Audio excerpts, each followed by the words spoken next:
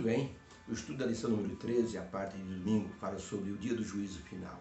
Todos comparecerão perante o juízo de Deus, diz a palavra do Senhor.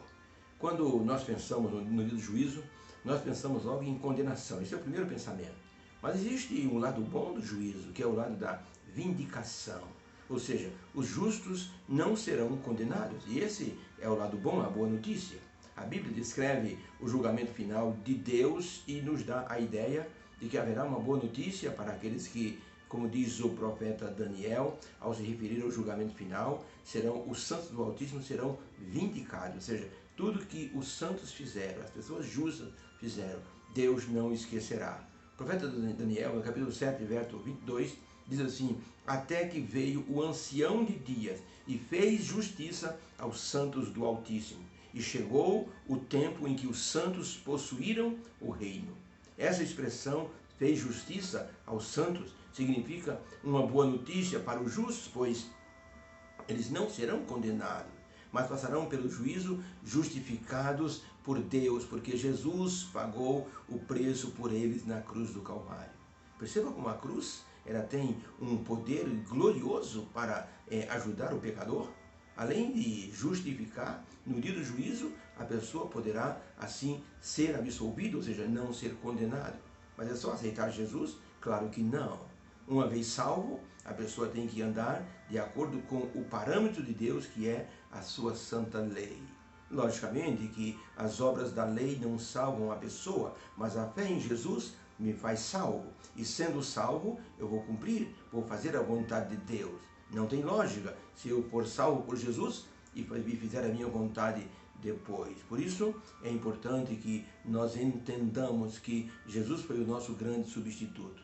Nas campanhas de guerra de Napoleão, é muito comentado o fato como ele realizava assim a convocação de pessoas para estarem indo à guerra. Ele convocava os homens disponíveis para que pudessem ir à guerra. Mas se a pessoa não pudesse ir, poderia mandar um substituto. E ele ia com o substituto, apresentava e recebia um recibo de que o nome dele já estava satisfeito para a convocação, porque havia enviado um substituto em seu lugar.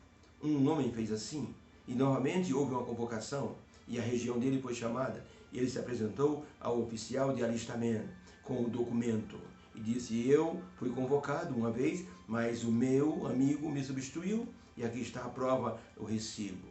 Nesse momento, o oficial chamou o escrevente e disse assim: coloque na frente do registro desse homem, já foi um substituto que morreu por ele na batalha de Rivoli. E assim, o homem foi embora satisfeito, porque alguém já pagara o preço da convocação através de dar a vida naquele local no combate. A pergunta de número 1 diz assim: que critérios de condenação e de vindicação, que é absolvição, que critérios Jesus usará no dia do juízo? Vamos ler Mateus capítulo 25, 31, diz aqui o seguinte: e quando o Filho do Homem vier na sua glória, e todos os santos anjos com ele, então se assentará no trono da sua glória, e todas as nações serão reunidas diante dele, e apartará uns dos outros, como o pastor separa o bode das ovelhas.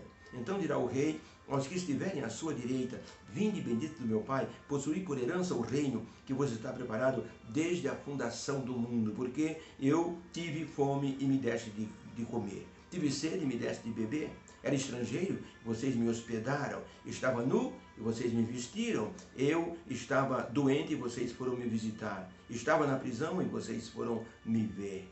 E então, respondendo, o rei dirá: em verdade vos digo que sempre que vocês fizeram a um desses meus pequeninos irmãos, a mim vocês fizeram isso.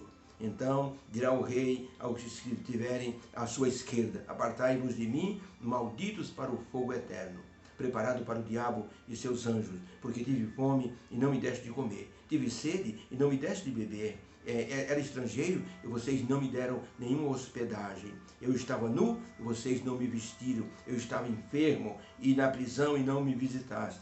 Então responderá o rei dizendo: em verdade vos digo que quando a um desses meus pequeninos irmãos vocês negaram se ajudar, vocês não fizeram nada por mim. E estes condenados irão para o tormento eterno, mas os justos para a vida eterna. Ainda outro texto, João capítulo 5, 21 a 29. Jesus dizendo, pois assim como o Pai ressuscita os mortos e os vivifica, assim também o Filho vivifica aquele que quer. E também o Pai a ninguém julga, mas deu ao Filho todo o juízo, para que todos honrem o Filho do homem, como honram o Pai. Quem não honra o Filho de Deus, não honra o Pai. Na verdade, vos digo que quem ouve a minha palavra e crê naquele que me enviou, tem a vida eterna e não entrará em condenação, mas passou da morte para a vida. Em verdade vos digo que vem a hora, e agora já chegou, em que os mortos ouvirão a voz do Filho de Deus, e os que ouvirem viverão para sempre. Porque como o Pai tem a vida em si mesmo, assim também deu ao Filho ter a vida em si mesmo, e deu-lhe o poder de exercer juízo, porque é o Filho do homem. Não vos maravilheis disto, porque vem a hora em que todos que estão nos sepulcros ouvirão a sua voz, e os que fizerem o bem sairão para a ressurreição da vida, e os que fizerem o mal para a ressurreição da condenação. Para a pergunta, no juízo final, que critério de condenação e vindicação Jesus utilizará? A resposta, a fé em Jesus evitará que o justo seja condenado, pois teve fé em Jesus, andou de acordo com o padrão de justiça e ajudou o próximo e honrou a Deus. Por isso, Jesus foi bem claro em dizer que todos serão julgados, mas os justos não serão condenados. O apóstolo Paulo diz que todos teremos que comparecer perante o tribunal de Cristo, para que cada pessoa receba o pagamento do que tiver feito nesta vida. Ele diz isso em 2 Coríntios 5, verso 10. O juízo nos mostra que somos salvos pela graça, justificados pela fé e julgados pelas obras. Isso é importante. Somos salvos pela graça, justificados pela fé e somos julgados pelas nossas obras. Por isso, as obras são importantes na questão do juízo. O parâmetro do juízo será a lei de Deus, os 10 mandamentos.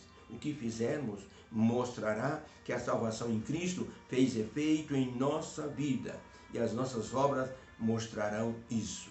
Por isso, tem que haver um julgamento.